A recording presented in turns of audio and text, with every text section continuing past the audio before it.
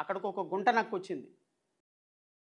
గుంట రోజు ఈ పచ్చిగడ్డి ఏం తింటావు, నాతో రా, నీకు చాలా అద్భుతమైనటువంటి భోజనం పెట్టిస్తాను, విందు భోజనం పెట్టిస్తాను, అక్కడ మొక్కజొన్న కండెలు ఉంటాయి, నీకు అత్యంత రుచికరమైనటువంటి భోజనం ఉంటుంది అని పాపం ఆవుని నానా రకాలుగా మోసం చేసింది. ఆవు ఏం చేసింది, వద్దొద్దులే, నాకేం అవసరం లేదు, నేను ప్రశాంతంగానే ఈ పచ్చిగడ్డితోనే బతుకుతాను, నాకు కొత్తగా ఏం అవసరం లేదని చెప్పింది. కానీ ఆ గుంట నాకు అంతటితో వదల్లా. ప్రతిరోజు ఆవు దగ్గరికి వెళ్ళి దాంతో స్నేహం చేసి తనకి మంచి మాటలు చెప్పి, ఆ మాటలు చెప్పి, ఈ మాటలు చెప్పి, నీకు అద్భుతమైనటువంటి ఆహారం ఇస్తాను, నీ మిత్రుడిని నేను, నన్ను నమ్ము, నీకోసం నేను అద్భుతమైన ఆహారాన్ని తయారు చేసి పెట్టాను, పలానా చోట అద్భుతమైన ఆహారం ఉంది అని చెప్పేసి ఆ గుంటనక్క ఆవుని మోసం చేసి పాప 4 రకాల మాటలు చెప్పేసి తీసుకొని వెళ్ళింది. ఒక మొక్కజొన్న, నేను లోపలికి వెళ్తాను, అసలు ఎక్కడ భోజనం ఉంది, ఎక్కడ ఏ ఆహారం ఉంది మొత్తం చూసి ఇక్కడే నుంచో అని చెప్పి ఆవుని అక్కడే నుంచోబెట్టి లోపలికి వెళ్ళింది నక్క. లోపలికి వెళ్ళి తనకు నచ్చినటువంటి కండెలు మొత్తాన్ని, మొక్కజొన్న చేలో ఉన్నటువంటి కండెలు మొత్తాన్ని ఇరుచుకొని సుష్టిగా తింది. ఎంతకీ బయటకు రాకపోతుంటే గుంటనక్క, ఆవు ఎక్కడున్నావు నువ్వు రా అని, ఇంకా రాలా. మళ్ళీ పిలిచింది, ఇంకా రాలా. ఆవు పెద్దగా అరిచింది. ఎప్పుడైతే పెద్దగా అరిచారో ఆ పొలం యజమాని వచ్చి ఆ పాపం నుంచొని ఉన్నటువంటి ఆవుని చితక బాధేశాడు. చితక బాధేసేసి, నా చేలో పంట తినడానికి ప్రయత్నం చేస్తున్నావా అని ఆవుని చితక బాధి గుంటనక్క పారిపోయింది. మోరల్ ఆఫ్ ది స్టోరీ ఏంటి అంటే, పాపం తన జీవితానికి తన కూతురు చనిపోయింది అని సుగాలి ప్రీతి వాళ్ళ మదరు ఒక ఉద్యమం చేసుకుంటూ వెళ్తూ ఉంటే ఆమె దగ్గరికి వెళ్ళి మాయ మాటలు చెప్పి, నీకు న్యాయం చేస్తానని చెప్పి, నీకు అద్భుతమైన విందు ఉంది అని చెప్పి ఆమెను తీసుకొని ఒక చేలో దగ్గరకు వచ్చి, మీకు ఏ రోజైతే మంత్రి పదవి వచ్చిందో, ఏ రోజైతే ఉప ముఖ్యమంత్రి పదవి వచ్చిందో, ఏ రోజైతే మీ అవసరం తీరిపోయిందో, పాపం మీకోసం ఆవిడ అరిచింది. ఏమండి, 15 నెలలు అయిపోతుంది, ఇంతవరకు నా పాపకు సంబంధించినటువంటి కేసు ఏం తేలలేదని అరిస్తే, నిన్న గౌరవ ఉప ముఖ్యమంత్రి గారు మాట్లాడినటువంటి మాటలు ఏంటి అనేది మీ అందరూ కూడా ఒకసారి వినాలి. ఎందుకంటే ఉప ముఖ్యమంత్రి గారు నిన్న మాట్లాడినటువంటి మాటలు రాష్ట్ర ప్రజలకి ఏం మాట్లాడాలో అర్థం కాని పరిస్థితుల్లోకి తీసుకెళ్ళిపోయింది. నిన్న ఉప ముఖ్యమంత్రి గారు మాట్లాడినటువంటి మాటలు నేను వినిపించబోయే ముందు, ఇంతకుముందు ఉప ముఖ్యమంత్రి గారు ఏం మాటలు మాట్లాడారో ఒకసారి మీ అందరికీ వినిపిస్తా. దాని తర్వాత మనం వాస్తవాలు ప్రయత్నం చేద్దాం.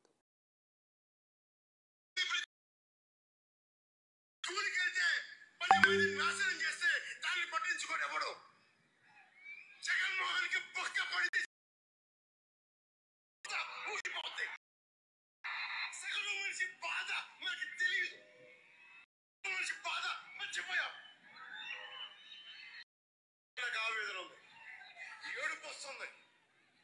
తప్ప జగన్మోహన్ రెడ్డి కాదు, మందే. మనకు పౌరుషం చచ్చిపోయింది. ఇందాక తినాలని చెప్పినట్టుగా ఇది మళ్ళీ వినాల్సిందే రాష్ట్ర ప్రజలు. సుగాలి ప్రీతి 14 ఏళ్ళ పెట్టింది. స్కూల్కి వెళ్తే 10 మందిని నాశనం చేస్తే దాన్ని పట్టించుకోడు ఎవడు. జగన్మోహన్ కి బొక్క పడితే చిన్న కులకాయ పడితే రాష్ట్రం అంతా ఊగిపోద్ది. సగటు మనిషి బాధ నాకు తెలియదు.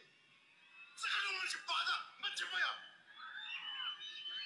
నిజంగా నాకు ఆవేదన ఉంది, ఏడుపు వస్తుంది. తప్ప జగన్మోహన్ రెడ్డి కాదు, మందే. చచ్చిపోయేది. ఇందాక తినాలని చెప్పినట్టుగా దాస్యం చేసే కంటే కూడా చచ్చిపోవడం మేలు. దాస్యాన్ని ఆపేద్దాం.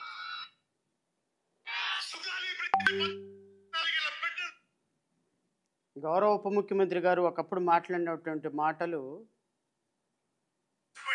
ఒక్కసారి రాష్ట్ర ప్రజలకి వినిపించిన తర్వాత ప్రెస్ మీట్ మొదలు పెట్టాలని అనుకున్నాను నేను. ఎందుకంటే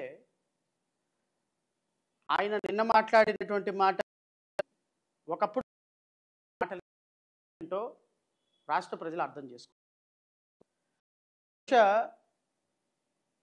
ఆ సందర్భంలో పవన్ కళ్యాణ్ మాట్లాడినటువంటి మాటలు సినిమాకి వాస్తవంగా మాట్లాడేదానికి సినిమా డైలాగులకి ఎంత తేడా ఉంటుందని చెప్పడానికి క్లాసిక్ ఎగ్జాంపుల్ ఈ మాటలు. నిన్న మాట్లాడినటువంటి మాట పవన్ కళ్యాణ్, పళ్ళున్న చెట్టుకే రాళ్ళు దెబ్బలు. ఏం పళ్ళు ఉన్నాయా నీ దగ్గర? పోనీ ఏం చెట్టు నువ్వు చెప్పు. నీ మీద రాళ్ళ దెబ్బలు వేయటానికి ఒక రాయి కూడా, నీ మీద రాయి వేయటానికి కూడా వ్యర్థమే. ఆ రాయి కూడా నీ మీద వేయటానికి అసహ్యంగా ఫీల్ అవుద్ది.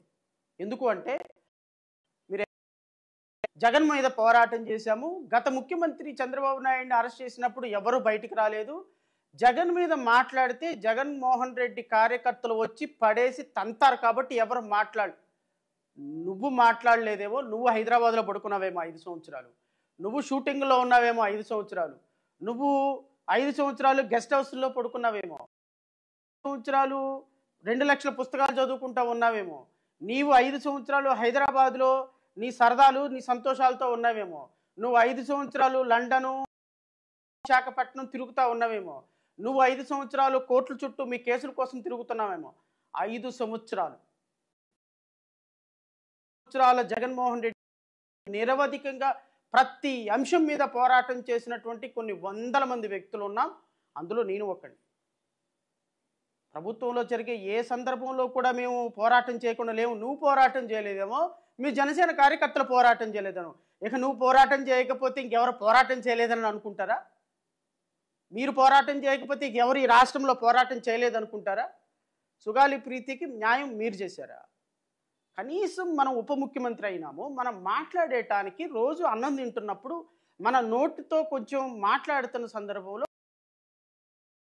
ఒక ట్రైబల్ మహిళ చిన్న పాప చనిపోతే ఆ పాప మరణాన్ని రాజకీయం చేసి ఈరోజు నువ్వు ఉప ముఖ్యమంత్రి అయ్యి తిరిగి ఆ తల్లి మీద నువ్వు నిందలేస్తావా? నిందితుల్ని కోట్ల రూపాయలు తీసుకొని కాపాడుతున్న జనసేన పార్టీ అధినేత పవన్ కళ్యాణ్, మా పార్టీ చాలా స్పష్టంగా ఎలిగేషన్ చేస్తుంది, కావాలని నిందితుల దగ్గర డబ్బులు తీసుకొని జనసేన పార్టీ ఆ నిందితుల్ని కాపాడుతుంది ఈరోజు అని స్పష్టమైనటువంటి ఆరోపణ జై భీమ్రావ్ భారత్ పార్టీ మీ మీద చేస్తుంది. ఇది 100% వాస్తవం. కావాలని మీరు ఈ కేసుని సిబిఐకి వెళ్లకుండా అడ్డం పడుతున్నారు, కావాలని ఈ కేసుని మ్యానిపులేట్ చేస్తున్నారు, కావాలని ఆ తల్లికి అన్యాయం చేస్తున్నారు. నేను సీఎం ఆఫీసర్ని కాదు కదా, నేను ఏం చేయగలను, నా స్థాయిలో ఉన్నంత వరకు నేను చేశాను, నా మీద రాళ్ళు వేస్తున్నారని మాట్లాడుతున్నారు. కబుర్లు ఆపండి. ఈ మంగళవారం కబుర్లు ఆపితే చాలా మంచిది రాష్ట్ర ప్రజలకి. నేను స్పష్టమైనటువంటి అవగాహనతో ఈ డాక్యుమెంట్ చదివిన తర్వాత ఇన్వెస్టిగేషన్ ఆఫీసర్ తప్పులున్నాయి, ఇన్వెస్టిగేషన్ కుమ్మక్కైనారు, ఆ పాప పోస్ట్ మార్టం రిపోర్ట్లో విస్రాలో అన్ని రిపోర్ట్స్లో స్పర్మ్ కనపడింది. ఇది ఎంత విషయం ప్రతి సందర్భంలో చేశారన్న విషయాన్ని మర్చిపోమాట.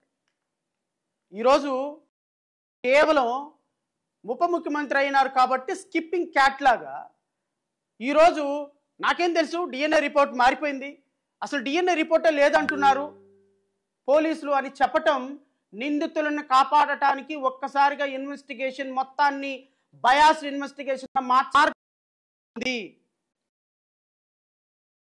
ఇది పవన్ కళ్యాణ్ మాటలతో స్పష్టమవుతుంది. పోలీస్ ఒక ఉప ముఖ్యమంత్రి మీడియా ముందుకు వచ్చి ఈ కేసులో సాక్ష్యాలు ఏమీ లేవు, ఈ కేసులో నిందితులందరూ డిఎన్ఏ రిపోర్ట్ మ్యాచ్ అవ్వటం లేదు, మేమేం చేయగలిగిందో లేదు అని చెప్పిన తర్వాత రేపు ఏ పోలీస్ ఆఫీసర్ కూడా ప్రాపర్గా దీన్ని ఇన్వెస్టిగేషన్ చెయ్యరు. ఏ పోలీస్ ఆఫీసర్ కూడా దీన్ని రేపొద్దున కోర్టులో నిరూపించరు.